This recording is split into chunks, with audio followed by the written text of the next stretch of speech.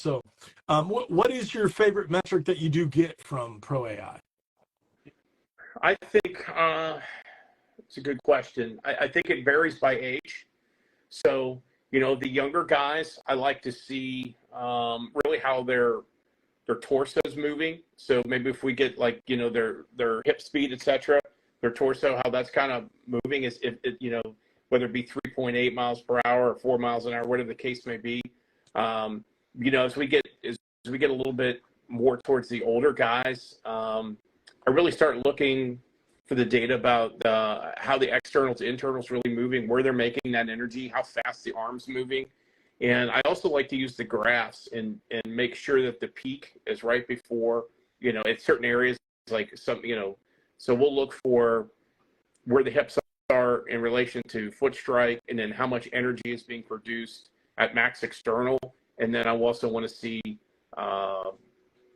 probably max extension at ball release, just to find out if the graphs are actually peaking at the right time.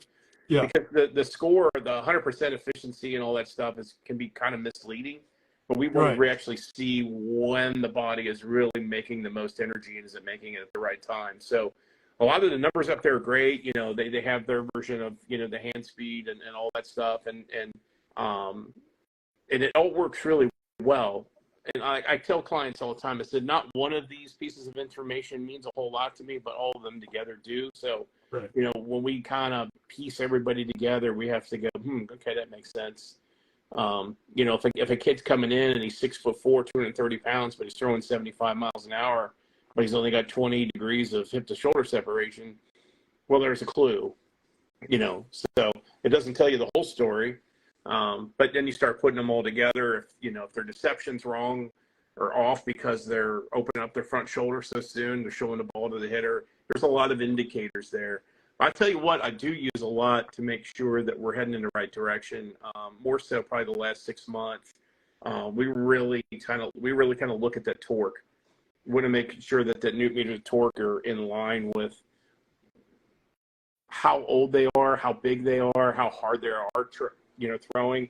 Because we've had some guys come in that have been really off the chart, and we knew they were an immediate injury risk. So that helps us. Naked eye, you can't see that.